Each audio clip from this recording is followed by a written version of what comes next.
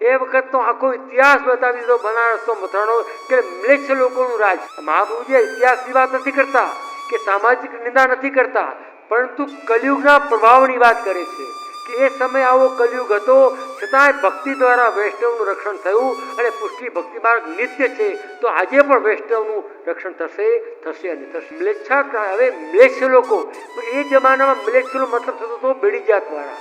અત્યારે મ્લેચ્છ એટલે જે વર્ણાશ્રમ ધર્મ ભૂલી ગયા છે, આચાર વિચારને ભૂલી ગયા છે, ક્યારે નાહવું ક્યારે ધોવું બધું ભૂલી ગયા છે. કે તમે દવાખાનામાં જઈને આવ્યા તો નાહવું જોઈએ, કોઈના સંસ્કાર કરીને આવ્યા તો નાહવું જોઈએ, કોઈ દવાખાનામાં ખબર કાઢીને આવ્યા તો નાહવું જોઈએ, એવું ના. તો આ બધા આચાર વિચારની જરૂર છે.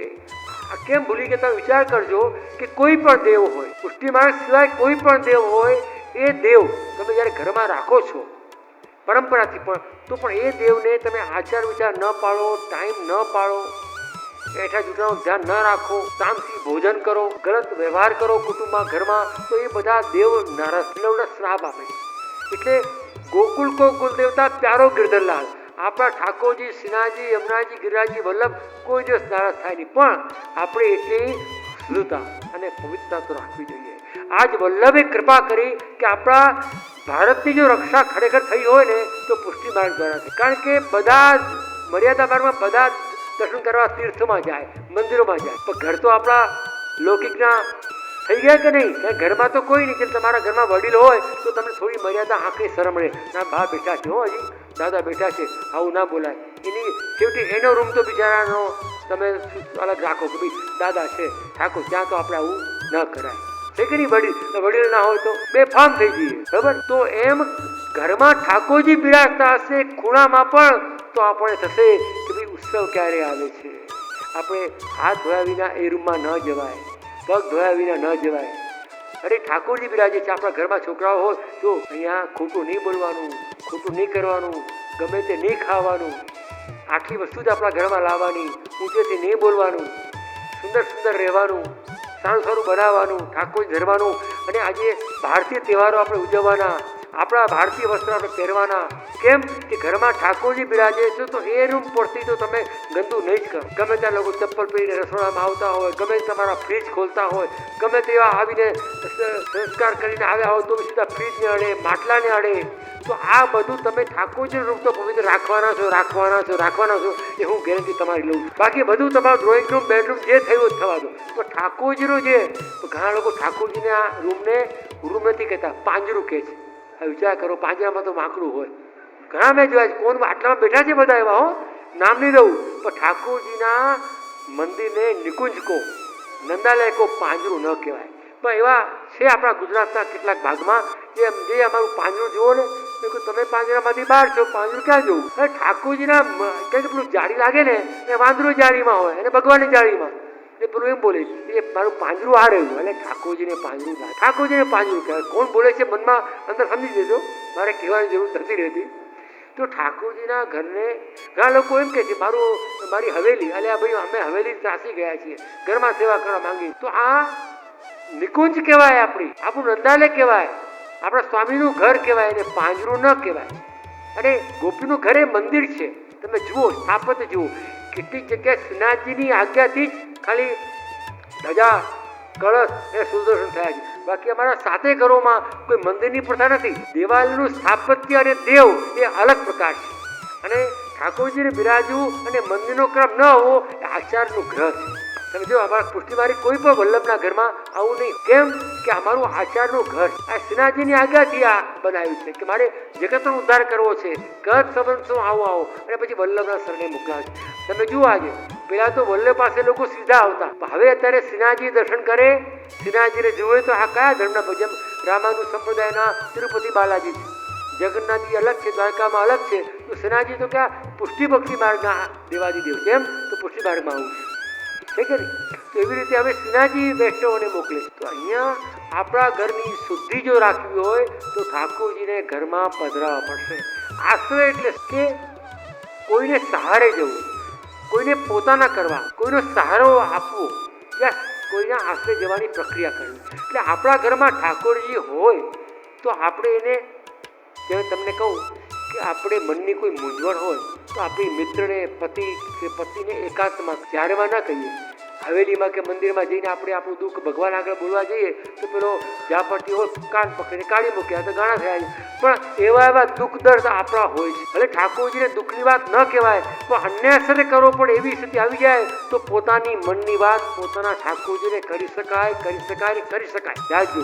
પણ આજે લોકો અન્યાસરે કરવા માટે હા પાડે છે. મારા ફોઈએ કહ્યું, મારી માસીએ કહ્યું, મારા મોટી બાકે છે. અરે પણ તમે કેમ કે ઠાકોરજી આગળ મંગાય નહીં? અરે તમારા ઘરના ઠાકોરજી છે, તમારા પતિ છે, તમારા સ્વામી છે, તમારા કુટુંબનો સ્વામી. કુલદેવતા હોય તો આખા કુળનો આખા જ્ઞાતિના ભગવાન હોય. કુલદેવતા તો એ કુળના ભગવાન. જ્યારે ઈષ્ટ દેવતા અને આપણા પુષ્ટિ પુરુષોત્તમ આપણા પોતાના ઠાકોર. એટલે કંઈ એવી પીડા આવે તો એટલું કે કંઈ આવું કહેવું જવાય છે ઠાકોરજીને માનભોગ જરૂર ધરવો. કારણ કે ભક્તોનું દુઃખ જોઈને ઠાકોરજીને દુઃખ થાય. કે હું તમને મારી વાત કરું મજાની એક, કે આપણે ઠાકોરજી ખેલી જાય યા રમી જાય યા પડી જાય, શ્રમ પડી જાય તો આપણે માનભોગ ધરીએ એવો પ્રકાર આપણે ત્યાં છે. ઠાકોરજી ભૂલથી પણ જો ગાદી ઉપર ખેલી જાય તોય માનભોગ ધરીએ. તે ખેલે એવી તો માનસિકતા આપણી ન જ હોય કે ઠાકોરજી સીધા નીચે જ આવી જાય, એવી તો ન જ હોય. પણ ગાદી ઉપર બી ખેલી જાય કે સીધા ગોદીમાં આવીને પડી જાય તો પણ પ્રભુના શ્રમ નિવારણ માટે આપણે માનભોગ ધરીએ. તો મને એક વિચાર આવ્યો કે પ્રભુ ગીરી ગયા, પડી ગયા, ખેલી ગયા, આપણે માનભોગ ધર્યો. તો પ્રભુને શ્રમ પડ્યો તો આપણે શ્રમભોગ ધર્યો. પણ આપણને વાગી ગયું હોય, આપણને દુઃખ થયું હોય તો ઠાકોરજીને બી શ્રમ પડે કે ના પડે? દીકરાને વાગે તો પિતાને દુઃખ ના થાય, દીકરાને વાગે તો માને દુઃખ ના થાય. એમાં આપણને વાગ્યું હોય તો ઠાકોરજીને માનભોગ ધરવું. કેવી વાત છે? કેમ કે આપણું દર્દ એ ઠાકોરજીને ખબર છે કે મારા ભક્તને વાગી ગયું. અને પછી ચચડતું હોય ને શીરો ખાવ તો ખબર પડે કે કેવું થાય. ભગવાનને તો શીરો ધરીને બનાવી લીધા, પ્રભુના દુઃખનું શું, પ્રભુની તકલીફનું શું? એમાં આપણને વાગ્યું હોય તો એ વખતે શ્રમભોગનો શીરો બાળકોને આપી દેવો કે ગાયને આપો, પોતે ખાવો નહીં. એ તો આપણે તો દુષ્ટ જીવ છીએ, ભલે વાગ્યું શીરો ધરશું મજા આવશે. આ તો એવા લોકો છીએ આપણે તો કઈ વાંધો નહીં, શીરો ધરી દે ને, ઘણા વખત ભોય બનાવ્યો નથી, મજા આવશે. એવું ના ચાલે. પાછું આવું કોઈ કરેવા નથી આટલામાંથી, પણ કલયુગ છે ભાઈ ને, આખલ ધર્મની વાત ચાલે. ખ્યાલ આવ્યો? એટલે ઠાકોરજીને શ્રમિક પડે તો પણ આપણે માનભોગ ધરીએ. એમ આપણને વાગ્યું હોય તો પણ ઠાકોરજીને માનભોગ ધરવો અને એ લેવો જરૂર પ્રસાદી. તો ઠાકોરજીને વાગેલો પ્રસાદી ઘરમાં આપી દેવો. પણ જેના દ્વારા અપરાધ અજાણતામાં થયો હોય તો આપણે લેવો નહીં, પણ શ્રમ નિવારણ થાય છે. વાત નથી. શ્રી વલ્લભની કહાની, શ્રી વિઠ્ઠલ. એટલે સુધી પ્રસંગ અમારે ત્યાં આવે છે કે એક એવી સામગ્રી અમારા નાથદ્વારામાં શ્રીનાથજી પાસે આવી કે પહેલી વાર ભોગ ધરવાની હતી. અને એ ભોગ ધરવાની હતી એ પહેલા પ્રસાદી યાદ સામગ્રીમાં લાગી. સામગ્રી કોને કહેવાય? કે ઠાકોરજીને ભોગ નથી આવી એ સામગ્રી, અને પ્રભુને ભોગ આવ્યા પછી એ પ્રસાદી. આપણે ત્યાં પ્રસાદી હાથ પણ જો લાગી જાય તો પણ સામગ્રી પ્રસાદી થઈ ગઈ કહેવાય. તો એ વખતે તિલકાયત ભારતને થયું આ સામગ્રી તો પહેલી વાર જ આવી છે ભારતમાં, અને પહેલી વાર પ્રભુને ધરવાની થઈ અને પ્રસાદી હાથ લાગી ગયા. ભોગ નથી આવી, ખાલી હાથ જ લાગી ગયા છે. તો કંઈક એવો રસ્તો નીકળે, ઠાકોરજીની ભોગ આવે તો આનંદ. એ વખતે કોઈ પ્રાચીન બાળક ત્યાં બિરાજતા હતા, વયોવૃદ્ધ હરિરાયજીની ઉંમરના. હરિરાયજીના કાળના પછીની વાત છે. તો એ બાળકને પોતે તિલકાયત મળ્યા અને કહ્યું કે ઈશ્વરથી સમજાવી કે આવી સામગ્રી આવી છે, પ્રથમવાર મહાપુરુષજી ગુસાઈજી પછી પ્રથમવાર આવી સામગ્રી આવી છે અને શ્રીજીને ધરવાનો અમારો મનોરથ સિદ્ધ થયો છે અને અજાણતામાં પ્રસાદી હાથ લાગી ગયા છે, આપને આજ્ઞા આપો, રસ્તો બતાવો. તો પ્રાચીન આચાર્ય ધ્યાન કર્યું અને એક ઉપાય બતાવ્યો કે મંદિરમાં ચોકીમાં સામગ્રી પધરાવો અને પટવસ્ત્રથી ઢાંકી દો, અને નાના નાના બાળક હોય આપણા જેની જનોઈ થઈ ગઈ હોય કે ન થઈ હોય બાળકોને બોલાવીને ભગવત નામ લેવડાવો, પછી મને કહો, હું તમને કહું. તો તિલકાયશ્રીએ સામગ્રી પધરાવી, પટવસ્ત્ર ઢાંક્યું, નાના બાળકોને બોલાવીને ભગવત નામ લેવડાવ્યું. ભગવત નામ લેવડાવ્યું અને સમય થયો જેમ એક ઘડી બે ઘડી થાય ને કે પછી તિલકાયજી આચાર્ય બાળક પાસે પધાર્યા અને કહ્યું કે જય આપના કહેવા મુજબ સામગ્રી પધરાવી છે, રેશમી વસ્ત્ર ઢાંક્યું છે અને બાળકોથી ભગવત નામ લેવડાવ્યું છે. કે ભગવત નામમાં શું લેવડાવ્યું? કે અષ્ટાક્ષરનો મંત્ર. તો કે તો ઠાકોરજી હવે આરોગે નહીં, કારણ કે ભગવાનના નામથી ભગવાન આરોગતા નથી, એ વલ્લભ અને વિઠ્ઠલના નામથી આરોગે છે. જો તમે સર્વોત્તમ કરાયો હોત, નામ સ્તોત્ર કરાયો હોત તો જરૂર હું કે જાઓ અર્ગો. વલ્લભનું એટલું બધું માન. પ્રસાદી અને પ્રસાદીને ભૂલે જાઓ. સમંતે શ્રી વલ્લભ નામ ભલો, યાહી મેં ગોકુલ, યાહી મેં વૃંદાવન, યાહી મેં સકલ મંડલો. સંબંધ શ્રી વલ્લભ નામ. વલ્લભ નામનો એટલો મહિમા છે. અને આ તમને ગુપ્ત વાત કહી દઉં, આ ટીકાકારોએ કોઈ લખી નથી. આ બધા જ આચાર્યજી, ગુસાઈજી, મહાપ્રભુજી બધા ટીકાકારો મને ક્ષમા કરે. અહીંયા આજના સમયમાં જો ધર્મ છૂટી રહ્યો હોય અને ધર્મીનો આશ્રય કરવો હોય તો એ ધર્મી ક્યાં બિરાજી રહ્યો છે કે વલ્લભના હૃદયમાં. આખા આશ્રયનો જો મારે સાર કેવો હોય, આ 3 દિવસ તો મારી ચલાવવાનો છું, તમારી જોડે ખૂબ આનંદ કરીશ, પરંતુ આખા કૃષ્ણાશ્રયનો સાર જો હોય એ છે કે ધર્મ બધી જગ્યાએ કલયુગ છે. ક્યાં દોષ જોઈએ, ક્યાં દોષ ન જોઈએ. સામે ચાલીને આપણને મારવા આવે એવું નામ કલયુગ, ને હાથે કરીને પીડા કરે એવું નામ જીવ, અને છતાંય બચાવે એવું નામ વલ્લભ. એટલે આ કલયુગ છે. તો આની અંદર જે પૂર્વમાં કહેવામાં આવ્યું કે બધા ધર્મો માનો કે લોક ધર્મ પણ બચાવી શકતો નથી. આપણને લોક ધર્મનો આશ્રય બી છોડવાનો છે અને ધર્મનો આશ્રય બી છોડવાનો છે. હવે રહ્યા શરણાગતિ, અને શરણાગતિ માત્ર વલ્લભની શરણાગતિ. હવે માત્ર એક વલ્લભનો આશ્રય એવો છે કે ધર્મીનો આશ્રય. અહીંયા ભગવાન ધર્મ છે, ભગવાનની સેવા ધર્મ છે, અને ભગવાન ધર્મી છે. ધર્મી રૂપ શ્રી મહાપ્રભુજી કૃષ્ણ હાર્દવિક છે, એનામાં આશ્રયમાં જઈ એ જ આજના કૃષ્ણાશ્રયનો ફળ છે કે વલ્લભના આશ્રય સિવાય કોઈનો આશ્રય કરવા જેવું નથી. વલ્લભની વાણી, વલ્લભના ગુણ અને વલ્લભના રૂપ સિવાય કોઈનો આશ્રય ન કરો. વલ્લભનો આશ્રય કરશો તો પૃથ્વી માર્ગમાં સીધી રહેવાય, માત્ર વલ્લભનો આશ્રય. પરંતુ અહીંયા એક વાત સમજી લઈએ આપણે કે જેમ પ્રભુને ભોગ ધરીએ છીએ આપણે, અને પ્રભુ આપણે વાત કરી કે વલ્લભ અને વિઠ્ઠલનું નામ લીધું હોય તો આરોગ્ય છે, એ વાત નિશ્ચય જાણજો. અને આજે પણ આપણે કહાની કોને આપીએ છીએ? શ્રી વલ્લભ વિઠ્ઠલની ગુરુદેવની કહાની આપી, સ્વામીજીની કે ચંદ્રાવલીજીની પણ નહીં. કારણ કે વલ્લભ વિઠ્ઠલમાં બંને આવી જ ગયા કે આપ જે પહેલાજી સ્તુતિમાં શું કરે છે કે મારો સામો નહીં મારવા. આજે બલિરાજા પણ શું કરે છે કે એના પિતૃ, એના દાદા પહેલાજી એ કહે છે કે મારું સામું નહીં, મારા જે પૂર્વના જે ભગવદીઓ થઈ ગયા એને સામું જોઈને આપ કૃપા કરો. એમ વલ્લભ વિઠ્ઠલને જોઈને એનું સ્મરણ કરીને આપણે રહીએ તો પણ શ્રીનાથજી બાબા શ્રી વલ્લભ કૃપા આપણી પર કરા. અને અહીંયા મ્લેચ્છા ક્રાંતે શું એટલે જો આપણે આચાર ધર્મનું પાલન ન કરીએ, એટલે કે ભારતીય સનાતન જે ધર્મશાસ્ત્ર છે, અને અહીંયા જે છે ને ધર્મ કરતાં પણ ધર્મી મોટો કેમ કહ્યો હવે તમને સમજાવું. હવે મેં કહ્યું ધર્મ અને ધર્મી, તો ધર્મ અને ધર્મી એટલે શું? હંમેશા ધર્મો ધર્મી મૂળ, ધર્મનું મૂળ છે ધર્મી. એક તમને બહુ સાદા દ્રષ્ટાંતે સમજાવી દઉં. એ તો તમને આ શબ્દ છે ને શાસ્ત્રના છે, લોક વ્યવહાર નથી. ધર્મ અને ધર્મ જેમ કોઈ સુવાસણ સૌભાગ્યવતી સ્ત્રી એ ચાંદલો કરે, બંગડી પહેરે, મંગળસૂત્ર ધારણ કરે, પગમાં પહેરે, બિછિયા પહેરે, કંદોરો પહેરે, આ બધું જે પણ સૌભાગ્ય સ્ત્રીના જે ચિહ્નો ધારણ કરે છે એ શું છે? એનો ધર્મ. સમજો આવી કે વાત? જે પણ સ્ત્રીઓ પોતે ભલે એને પોતે સૌંદર્ય ગમતી હોય કે મેકઅપ માનતી હોય કે સૌંદર્ય જે બધું માનતી હોય, પણ ખરેખર એ ધર્મ જ છે. તમે જે તૈયાર થઈ રહ્યા છો, જે શોભા વધારી છે, એમાં તમારું સૌભાગ્ય ઉજળું થઈ રહ્યું છે. તમારી સાડી, તમારો ચાંદલો, તમારા નેત્ર, તમારા કપડાં, તમારા બિંદિયા, મંગળસૂત્ર, આ બધા તમારા સૌભાગ્યના જે લક્ષણો તમે પહેર્યા છે એ બધા તમારો ધર્મ છે. અમારે ત્યાં તો કોઈ બહુજી નાહીને પધારે અને ભૂલથી રહી ગયો તો મોટા કરે ચાંદલો કરાવીને કેમ આવ્યા? ત્યાં બાથરૂમમાં જ પનારામાં જ ચાંદલો કરીને આવવું પડે, એમ ના અવાય. અમારે હવે તો ચાંદલો કરવાની પેશન નથી. લગ્નના બીજા દિવસે મળવા આવે એમને આવે મળવા. હવે મને એમ થાય જાણે ઉપડો શું ઉડાડું, વિચાર કરું, બહુ દુઃખ થાય મને. લગ્નના બીજા દિવસે આવે છે, પડીને આવી ગયા છે.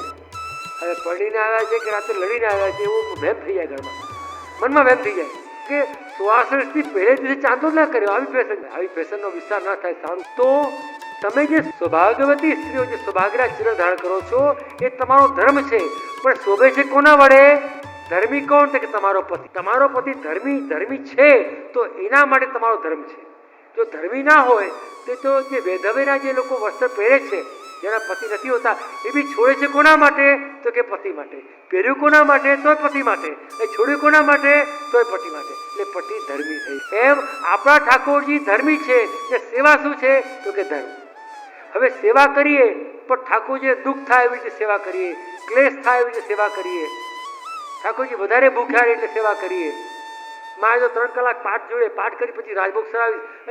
અરે 1 ઘડી 2 ઘડી હોય, વલ્લભપુરમાં બી 2 ઘડી તો બહુ થઈ ગઈ. તમે 3 કલાક પાઠ કરો ને ભગવાનની થાળી ઉપર હેઠા ઉપર રાખો, કેવું લાગે? ઘણા એવા ભગવતી હોય, ના હું તો પાઠ કરીને પછી ઠાકોરજી રાજભોગ સરાવીશ. અલ્યા ભાઈ 1 ઘડી 2 ઘડી વલ્લભકુલમાં છે, તમે તો હર ઘડી આ કેવું કરો, ઘડી ઘડી આ કેવું કરો. અમારા વલ્લભપુરમાં ગોપી વલ્લભ એક ઘડીનો, રાજભોગ 2 ઘડી. અમારે ઘણા ભગવતીઓ અમે તો પાઠ કરી પછી ઠાકોરજીને બરાબર ચોબાજી બામાં કરવા છે કે બધું સમેટીને પછી ઓળકાર લેવાના છે ભગવાન. ના, હું પાઠ કરીશ પછી સરાવીશ. હવે ઠાકોરજીને ભાઈ રાજભોગ આવ્યો તો 2 ઘડી બહુ થઈ ગઈ, તમે ભલે પછી લેજો. આવેલા વૈષ્ણવને અરોગાવી દો, બાળકોને ના. એની 3 કલાક થયા તો ભગવાન 3 કલાક પર 2 ઘડી થઈ ગઈ. ભગવાન કે હવે આ કોઈ આચવલ લઈને નથી આવતું, કોઈ બીડી અરોગાવતું નથી, માળા ધરતું નથી, મારા જૂઠાના ઘર મારે બેસવું પડે. આપણે એક આપો બેસાડે આવજો. સાસરે ગયા હોય ને સાસુ કે લઈને આવું છું પૂરેપૂરી. આપણે ગયા પછી લોટ કાઢીને બનાવે તો કેટલી વાર લાગે. હવે સાસુજી ઊભું ના થવાય. સાસુજી કહેતા હું તમારે બેસજો, હું પૂરેપૂરી બનાવું છું. હવે લોટ પછી કાઢવા આવે હજી પેલો નોકર લઈને આવ્યો ડબ્બો લઈને પછી બનાવે ને કરે ને પૂર મૂકે. સાસુને કહેવાય 3 કલાક પેલો જમાઈ બેસે કેવું લાગે, ગુસ્સે થઈ જાય કરી. ઠાકોરજી ગુસ્સે થઈ શું તમને. એટલે તત્કાલ પુષ્ટિ ન વિલંબે. અમારે ત્યાં નવણીપ્રિયાજીમાં શ્રીનાથજીમાં પણ માગસર સુદ પૂનમે દર વર્ષે 56 ભોગ થાય. તો રીતમાં આવે છે કે પૂનમથી લઈ માગસર સુદ એકમથી લઈને 14 સુધી નવી સામગ્રી આરોગે. કેમ કે 56 ભોગ ત્યાં સુધી પેલો લાલન થોડી રાહ જોવાનો છે યાર. ઘરમાં કંઈ બનતું હોય, છોકરાઓ આજુબાજુ ફરતા હોય, ત્યાં પછી દાદા લોકો ફરતા હોય, છોકરા જોઈ મને ખબર છે દાદા છું એટલે છોકરાઓ ફરતા હોય કેમ બને છે કંઈ, તો ઠાકોરજી ફરતા હોય, શ્રીનાથજી નવણીપ્રિયાજી નવું બને. એટલે જે દિવસે ભટ્ટી પૂજન થાય, નવી સામગ્રી બને, એ દિવસે રોજ એક નવી સામગ્રીનો ભોગ ઠાકોરજીને સામગ્રી આવે. કેમ કે 15 દિવસ સુધી રાહ જોવે તો ચંચલ શ્રીનાથજી છે ને. વિચાર કરો, જો 15 દિવસ રાહ જોતા હોય તો શ્રીનાથજી ચંચલ ના કહેવાય, સ્ટેચ્યુ કહેવાય. એ સ્ટેચ્યુ નથી, એ ચંચલ છે. એનું સાબિત છે શું કે એકમના દિવસે સામગ્રી બનવાની શરૂ થાય અને રોજ 15 દિવસ 14 દિવસ નવી સામગ્રી આવે અને પૂનમ દિવસે 56 ભોગ થાય. આજે મારે ત્યાં વૈષ્ણવ આવવાના છે, 3 દિવસ પછી સામગ્રી બનાવું. એટલે આ પણ 3 દિવસ સુધી તારો પેલો ધણી પેલો ભગવાન ઠાકોરજી ભૂખ્યો નહીં રહે. ઉંદરા ગુસાવશે, છોકરા ગુસાવશે, કંઈક પડશે, ધવાંતમ થશે, એના પેલા વાટકો ધરી દે. શું લાગે છે બોલો? સમજી લો મારી વાત. તમે આ બહુ ભગવાન ચંચળ છે હો, યાદ રાખજો. તમે ઢાંક્યું નથી. સુખી પેલા રાવણની વાત આવતી કે સુખી રેને દીજો ને ચૂપી આરોગ્યો. તો બધી ઠાકોરજી ઉલટપુલટ કરી ધરી. કેમ?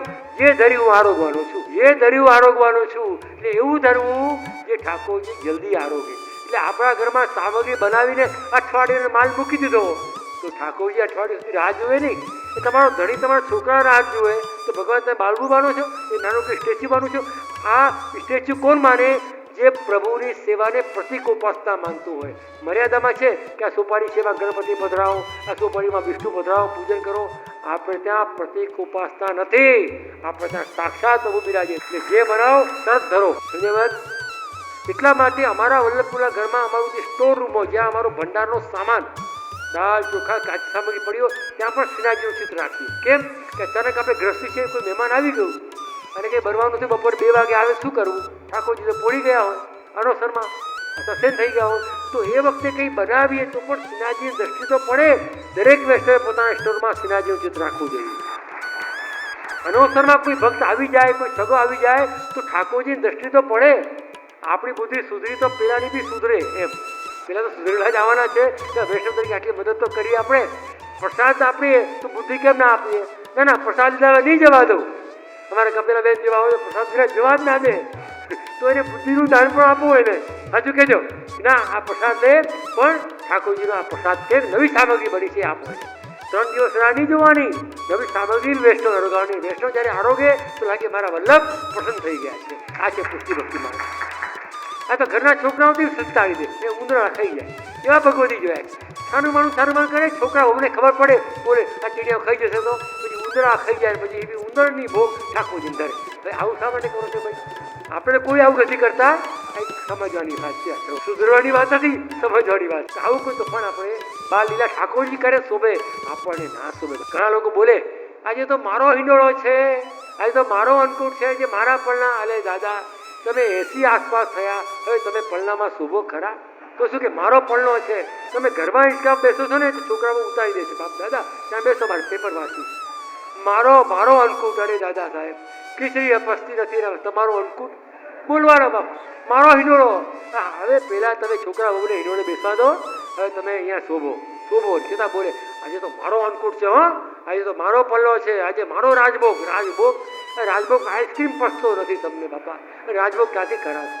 આજે હવેલી તમે જોજો ડબલો લઈ આવે, મુખિયાજી આવી ગયો છું કે પેલા ડબ્બો બનાવે, ગાડી ચલાવો, લાલ નહીં ચલાવો, ચલાવો એમ પેલા ઠાકોરજી આરોગ્ય ના હોય, મુખિયાજી આપણા ભણતા મિત્ર આપણા સેફટી આપણે આપતા હોય ને તો પહેલાંથી સ્પેશિયલ આપણને આપી દે. આ આપણા ધંધા, આનું નામ જ કળિયુગ. આનું નામ શું? કળિયુગ. આ બધું આપણે કરવું નહીં, પરંતુ ધ્યાન રાખવું પહેલા પ્રભુના સુખનો વિચાર, પહેલા પ્રભુના સુખનો વિચાર. મેં શા માટે કહું છું કે આશ્રય કરવા માટે પ્રભુની સેવા બહુ જ. આશ્રય કરીને કોનો કરશો? કઈ હે પ્રભુ તમારો આશ્રય છું, બારે બાતે દીપક ના બરે, બારે દીપક હોય એ દીપક પ્રગટ થઈ જાઓ, દીપક પ્રગટ ના થાય, દીપકને પ્રગટાવો. આશ્રય ખાલી મુક્તિ નહીં, પણ મન વચન કર્મથી આશ્રય રાખો તો આશ્રય સિદ્ધ થયો. અહીંયા પાપેક નિલેશ છે, અને ત્યાં તીર્થ સ્થાનો છે ત્યાં બી પાપનો થઈ, ત્યાં બી તમે જુઓ ન જોવાના કામ થયા. અત્યારે લોકો શ્રીનાથજી જાય તો શ્રીનાથજીમાં ત્યાં ખાવા પીવાની છૂટ હોય તો ગુજરાતમાં બંધી હોય તો ત્યાં જઈને ઉડાડે. બોલો, સવારે છોકરાઓ લગ્ન કરીને જાય, મોટા મોટા જાય તો મંગળા ના કરે, મંગળામાં તો ઊંધા પડ્યા હોય. હવે વિચાર કરો, આ તમે શ્રીનાથજીને ધર્મને કેમ બદનામ કરો? વિચાર કરો. તે પછી જે મારા છોકરો શ્રીનાથજી ગયા છે, હવે મને બધી ખબર છે, ચીટો ખબર છે મને, ત્યાં અમે જાસૂસો રાખ્યા છે, લાઈવ રાખ્યા છે બધા, દરેક હોટલવાળો મને શ્રીનાથજીને બંનેને કહી ગયા છે. યાદ તો તમે તીર્થસ્થળમાં જઈ રહ્યા છો ત્યાં તો થોડી મર્યાદા પાડો. શ્રીનાથજીમાં તમે ગયા તો મંગળાથી શેર સુધી, મંગળામાં તો ઉઠે જ નહીં, રાજભોગ માંડ થાય, કઈ નહીં ઉત્થાપન કરશું એ તોય સુધી ગયો પાછો, છેલ્લે શેર સુધી પહોંચે. તો આપણે ધર્મ સ્થાનમાં જઈએ ત્યાં પણ પાપાચાર વધી રહ્યો છે. ત્યાં બધી વસ્તુ તમને મળે, જે જોઈએ તે અમદાવાદમાં ના મળે. તમે ના નથી કરાવવા, કોઈ પણ તીર્થમાં જાઓ બધી વસ્તુ તમને મળે, વીઆઈપી ટ્રીટમેન્ટ મળે. પણ આપણે તીર્થનું વિવેક જાળવવું છે, કારણ એમાં આપણો કે તીર્થનો વાત નથી, પણ ત્યાંના જે દેવતાઓ છે તે રોજ થઈ ગયા છે. એ ક્લાસની અંદર સાહેબ ના હોય, છોકરાઓ બેન્ચ ચડે, બેન્ચ બગાડે. આપણે લોકો ભણતા હતા, સાહેબ ના આવે ત્યાં સુધી ધડાધડ કરીએ, એવું અત્યારે થઈ રહ્યું. તો તિરોહિતાર દેવે શું? તો બધા દેવ ભાગવતજી કહે છે કે જ્યારે તીર્થોની અંદર કોઈ ભગવત ભક્ત જાય છે ત્યારે તીર્થ કહે છે કે અમને તમે સનાથ કરે. ખાલી પાપ ધોવા જવાથી તો વધારે પાપ વધી રહ્યા છે, એ પાપને દૂર કરનાર કોઈ રહ્યું નથી. એટલે આપણે છોડવાને બદલે બધું લઈને આવીએ છીએ, કારણ કે પૈસાનું મદ હોય, આપણને ચૂંદડી કરાવી, મનોરથ કરાવ્યા, આ બધું કરાવ્યું. આ બધા જે શાસ્ત્રમાં, પુરાણોમાં, ભાગવતમાં, 284માં કોઈ જગ્યાએ લખ્યું નથી, એવા બધા આપણે મનોરથ કરાવીએ છીએ. તો યમરાજી રાજી કેવી રીતે થાય? શ્રીનાથજી રાજી કેવી રીતે થાય? વલ્લભનું બતાવો. વરાહ પુરાણમાં કે પદ્મ પુરાણમાં કે મથુરા મહાત્મામાં કે 84-252માં કૃષ્ણની વાણીઓ બતાવો. આપણે સમર્થન આપવું પડે છે. અત્યારે એવું થઈ ગયું, સિદ્ધ થઈ ગયું. ના આપે તો એમ કે તમે બીજા આવે. હવે માતા પિતા બી અત્યારે દુઃખી છે. છોકરો ગમે ત્યાં, છોકરી ગમે ત્યાંથી પરણી લઈ આવે તો આપણે શું કરવું? હવે આશીર્વાદ આપવા માટે આપણે લોકો વડીલો છીએ, એવી સ્થિતિ અત્યારે બધા અત્યારે સર્વત્ર છે. હા પાડો છે કે નહીં? બોલો. આપણે વડીલો માત્ર આશીર્વાદ આપવા માટે છીએ અત્યારે, અને એ પણ નિભાવવું પડશે, કારણ કે તો આવી નહીં રહેલી. હું કોઈ નિંદા નથી કરતો, પણ વાસ્તવિકતાની વાત કરી રહ્યો. એટલે ભગવત ધામમાં જઈએ, તીર્થમાં જઈએ, ત્યાં ભલે સત પીડા વેઠ લોકો શું, ત્યાં પણ સજ્જનો પીડિત થઈ રહ્યા છે. મને ખ્યાલ છે કે તમે વ્રજમાં જવાની સલાહ લઈને આવો ને તો એવા લોકો છે, એવી બી સલાહ આપણને આપે કે આપણને શ્રમ પડી જાય. ઠાકોરજીને યમુનાજીને શ્રમ પડી, યમુનાજીના જલનો કેવી રીતે ઉપયોગ કરવો, ક્યાં કરવો ક્યાં ન કરવો, એ બી ઊંધું લોકો શીખવાડે છે આપણને. તો આપણે માત્ર વલ્લભનો આશ્રય કરવો, અને વલ્લભપુરના બાળક તમારા સંપર્કમાં હોય તો એને પૂછવું, અને એમાં બી સમજ ના આવે તો વલ્લભની વાણી જોવી અને એના અર્થ તમને પૂછવા, આચાર્યને પૂછવા. પણ કોઈને પૂછવા જશો એ ભલતું બતાવી જશે. અત્યારે આ નકલી માલ બહુ ચાલે છે અત્યારે, અને પુષ્ટિ માળના નામે ને વલ્લભ નામે તો રાફડો ફાટ્યો છે નકલી માલનો. લોકો ભલતું લઈ જાય છે. આપણે બજારમાં સોનું લેવા જઈએ, પૈસા પૂરા ખર્ચીએ, ભાવ ખર્ચીએ, સમય આપીએ, તો પ્યોર લઈએ કે ના લઈએ? તો તમે પુષ્ટિ ભક્તિ માર્ગમાં પૈસા ખર્ચો છો, ભાવ ખર્ચો છો, સમય આપો છો, તો શુદ્ધ પુષ્ટિ કેમ નથી લેતા? ભલતું શા માટે લો છો? એ ચેતવવા માટે આ કષ્ટાશ્રય, ચેતવવામાં. સત્પીડા આગળ કે લોકો શું કષ્ટ એવા કષ્ટ. અહીંયા સજ્જનોને પણ ત્રાસ થઈ રહ્યો છે. બધા ધર્મો લગભગ લુપ્તપ્રાય થઈ ગયા છે. હવે જે ધર્મ કરવા જઈએ છે, મંત્ર તો કે શુદ્ધ નથી, કારણ કે મંત્રમાં દેવતા હોય, મંત્રમાં બીજ હોય, મંત્રમાં તિલક હોય, મંત્રમાં વિનિયોગ હોય, મંત્રમાં આસન સુધી, મંત્રમાં દેવતાનું અનુસંધાન થવું. પછી કરતા તો કર્તાનું સ્થાન કેવી રીતે કરવું જોઈએ, કેવી રીતે કંઠી બદલવી જોઈએ, કેવી રીતે માથું જોડવું જોઈએ, કેવી રીતે ચોટલી બાંધવી જોઈએ, એનું બાંધ. દેશ તો કે આ દેશમાં આ કલિયુગની અંદર સંન્યાસ અને યાગ એ બંને વર્જિત માન્યા છે, તો આપણે કરતા. કલિયુગની અંદર યજ્ઞ યાગાદિક અને સંન્યાસ બી વર્જિત છે. કલિયુગમાં સંભવત દેશ કાળ મંત્ર દ્રવ્ય કરતા અશુદ્ધ છે, કરતા બી અશુદ્ધ છે, મંત્ર બી અશુદ્ધ થઈ ગયા છે, સ્થાન બી ભ્રષ્ટ થઈ ગયા છે, મંત્ર બી શુદ્ધ નથી રહ્યા. સાધન બી શુદ્ધ નથી. એ સાધન તમે કરવા જાઓ લગ્ન યજ્ઞમાં, એ સાધનો જે તર્પણ ઇત્યાદિ હોય કે કળશ હોય, એ જ વ્યક્તિ કોઈના પિતૃ તર્પણમાં કોઈના શ્રાદ્ધમાં ગયો હોય, એ જ વાસણ પછી આપણા લગ્નમાં આવે, એ જ વાસણ યજ્ઞમાં આવે, તો સાધન શુદ્ધ થઈ ગયા. સમજો મારી વાત તમે? અમારે ત્યાં પ્રસંગ આવે છે તો અમે અમારા ઉપાધ્યાયને અમારું કળશ, અમારો ચોતરો વલ્લભકુલને અમે આપીએ છીએ લગ્ન ઇત્યાદિનો. ચોતરો બી અમારો, કળશ બી અમારો, પટ્ટો બી અમારો, વસ્ત્ર બી અમારું. કેમ કે આ જે બ્રાહ્મણ લઈને તો આવે કે અમને એના રકમ આપી દેજો, રકમ આપીએ પણ એ કેટલી જગ્યાએ કરીને આવ્યો હોય, કોઈના મરણમાં ગયો હોય, કોઈના વર્ષીમાં ગયો હોય, કોઈના પિતૃકર્મ કરવા ગયો, એ અમારા લગ્નમાં વાપરવાના તો નહીં. આપણે તો આ શું થયું કે નહીં? તમે વાસ્તુ પૂજન કરાવો કે તમે કંઈ બી કરાવો, તમારે ત્યાં જે બ્રાહ્મણ આવે છે જે તમે પૈસા આપી દો છો, પણ ત્યાં ક્યાં જઈને આવ્યો છે? એ પાત્ર અશુદ્ધ થઈ કે નહીં થઈ? સમજો મારી વાત? એ અશુદ્ધ પાત્ર કોઈના બીજા દિવસે કોઈના મરણમાં જઈને આવ્યો, એ સંસારમાં જઈને કે ઘાટ ઉપર બધું કરીને આવ્યો, તો એ દોષે પાત્ર શુદ્ધિ એણે કરી છે? એ તમારા શુભ કામમાં કરીને દોષ થયો કે ના આવ્યો? દેવતાઓ જોતા ને. સમજો મારી વાત? એટલે કાળની પણ શુદ્ધિ નથી, દેશની પણ શુદ્ધિ નથી, મંત્રની પણ શુદ્ધિ નથી. આ બધી અશુદ્ધિના કારણે ધર્મ સચવાતો નથી. તો નથી શું કરવું? કેવળ એક કૃષ્ણ એવા કૃષ્ણ બધું કરવું. ભલે હું બ્રાહ્મણ છું, કોઈ ક્ષત્રિય છે, કોઈ વૈશ્ય છે, કોઈ જે આપણા કુલની પરંપરા પ્રમાણે કરવું જરૂર, પણ આ કરવાથી મારો ઉદ્ધાર થશે કે આ કરવાથી મને ફળ મળશે ભગવાન, એ આશા છોડી ખાતર કુટુંબના નિર્વાહ માટે, કે લોકોને એમ ના લાગે કે આ તો ભગવત થઈ ગયો તો લોકરાજ છોડી, લોકોને એમ ન થાય આપણા ધર્મ માટે અભાવ ન આવે એટલા માટે કરવું, લોકને દેખાડવા માટે. પણ નિષ્ઠા તો પ્રભુના આશ્રયમાં રાખવી. આ સાધનો, આ કરેલા ધર્મો મારો ઉદ્ધાર કરશે કે આ ધર્મને ભગવાન સુધી લઈ જશે એવું માનવું ભૂલ બનેલું છે. માત્ર કૃષ્ણ જ અને વલ્લભ જ એક આપણા વૈષ્ણવના ઉદ્ધારક છે, બીજા કોઈ નહીં. એ સ્પષ્ટ સમજી લો. આ એનો આશય.